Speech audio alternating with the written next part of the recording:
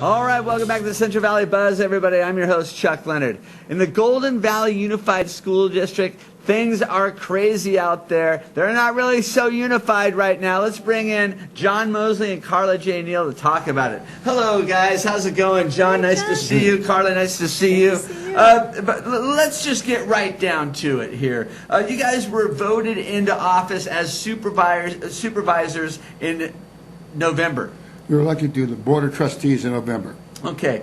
By January, they wanted you guys out. By January, there was a recall effort, yes. Because you found some discrepancies in some paperwork that included a lot of money. Yes. It had to do with contractors and their contracts with the school district? It dealt with contract for services, but primarily it dealt with what they called a mitigation agreement that was negotiated by the prior boards, of which two current members, Mike Hill and Steve Lewis, were part of trying to... Wait, the prior board? Prior board. The prior board, was it this, didn't the supervisor get ousted or something?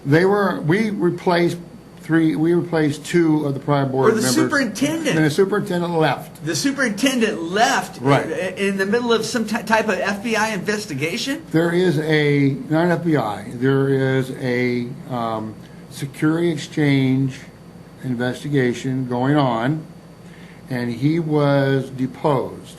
I'm not saying he's the subject of it at all. Okay, so they asked him some questions. Yes. He answered those questions, yes. Quit his job, and left town. Yes. Okay.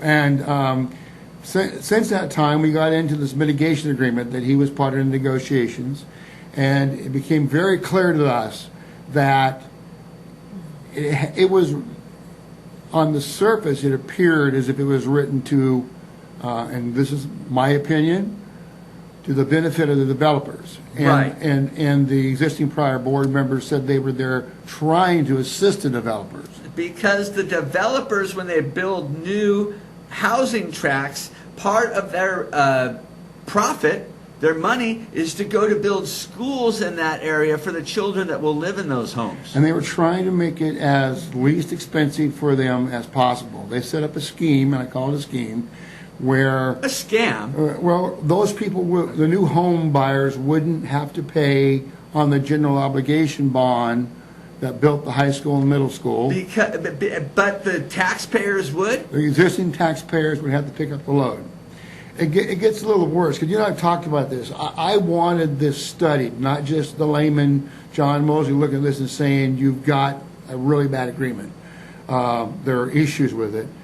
And so we contacted an attorney firm, and they got an expert in bonds, an expert in middle roofs, an expert in these mitigation agreements, and he studied it. And part of the reason why I haven't been back is I wanted to find out what the study said. And the study did come back, and the study said that this was a really bad agreement, that it has a lot of problems with it. As he described it, the gentleman who did the study, this is a rotary phone living in an iPhone age, and that 40% of the funds you were relying upon to make this agreement go doesn't even exist anymore. But I know how these agreements are made. Okay, they're made in back rooms with cash money sliding across the table. Are you saying there's some type of payola going down? No, I am not. I have no proof of that. I just have what is really clear is that the prior boards, after they negotiated this agreement, never even went back and looked to see if it was still valid. And then the history is that the agreement was negotiated. There was a scheme put together to allow them to raise taxes without a vote. It's called a validation process. We got a memo, a two-page memo they blocked from the public that said this is probably illegal, certainly improper, and can't be done, can't be enforced in court. Now, when they get the study, remember this is a study, they're so afraid of it being released that after they showed it to us, they took it back, so the board members can't have it. The district office holds it, but the board members can't have it. Last night I raised concerns. I want that agreement so I can read it several times. My whole view, when I've argued with the old board members, Mike Kelly and Steve Lewis, I don't mind mentioning them because they know I've been arguing about releasing everything to the public. Now, there are reasons why you might not want, because it says in there what you're doing is so, if not illegal, is so improper. You got people who are going to sue you in the district if this goes forward. So you raise this issue, yes, and all of a sudden they want you out. That's right. They want to fire you. They've been trying to recall you. They've been trying to find a reason, and at first they tried to say, well, you fired the superintendent, but we didn't. He left on his own. So, and he's got another job in Mariposa. He's in Mariposa right now. Right. And I've never said anything unkind about him, and I'm not going to, because I don't want to initiate lawsuits. Sure. On the other hand, my job as a trustee is to protect the children, the school district, and to make sure that we're fiscally sound, and we've been doing that. And also, hopefully, inform the public of what is actually going on with their dollars. They deserve it. And they deserve to know what's in those documents. Now, this is a school board that we're talking about here. This isn't the Godfather movies, right? No. But all of a sudden, you're getting your house vandalized, yes, your cars vandalized. Three times. I myself, I got a personal phone call from somebody out of Madera Ranchos who called me on a weekend to complain about you. Yes, that's true. That's true. And my daughter was threatened.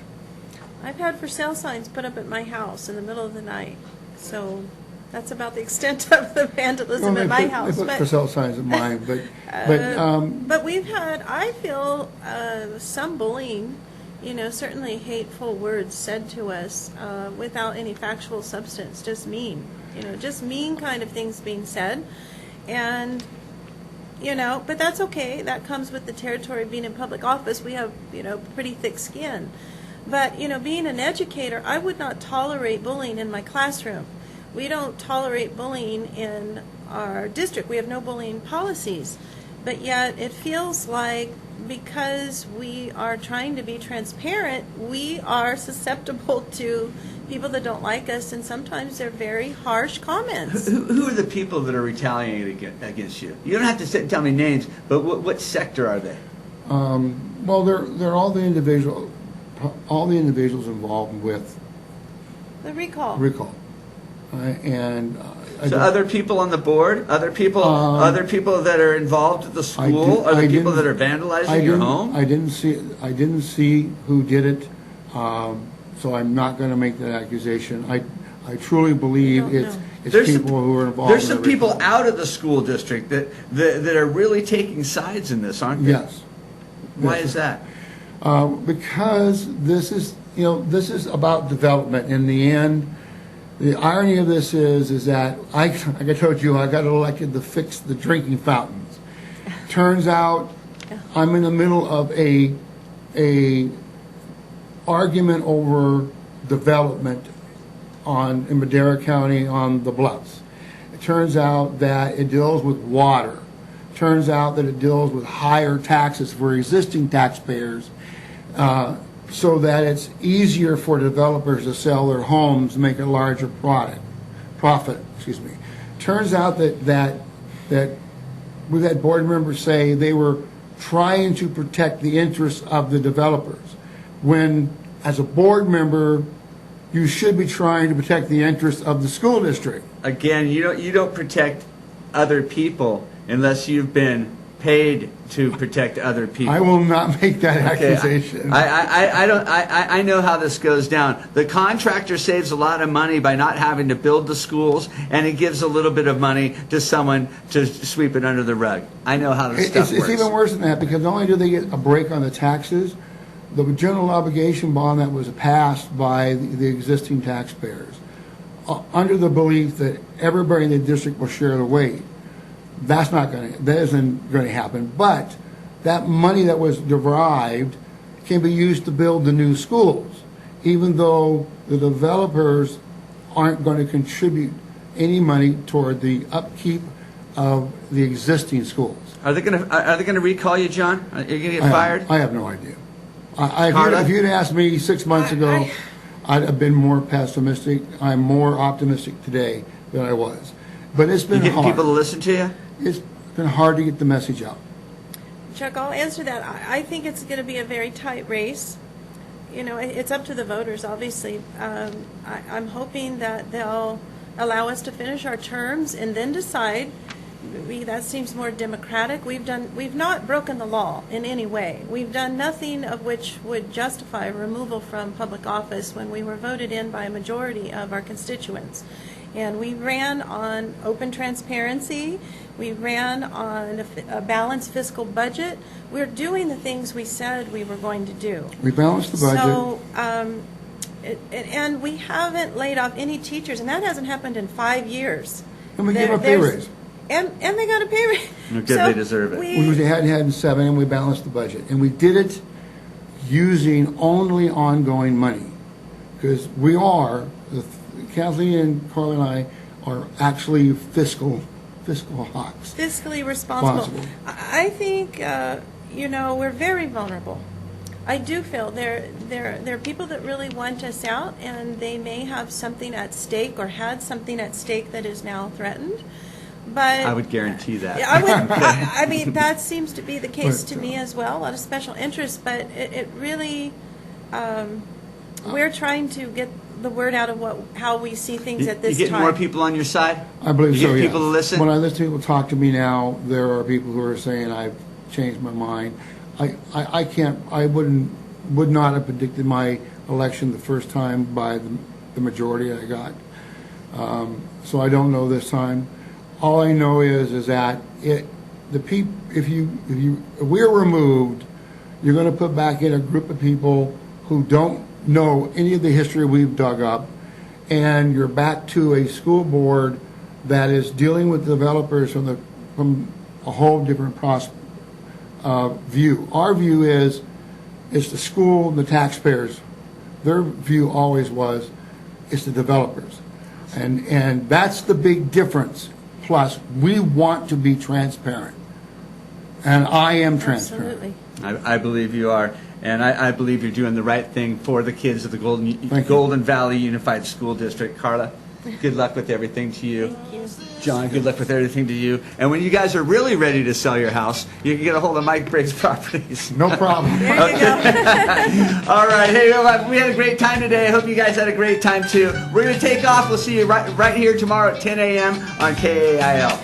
Bye. Bye.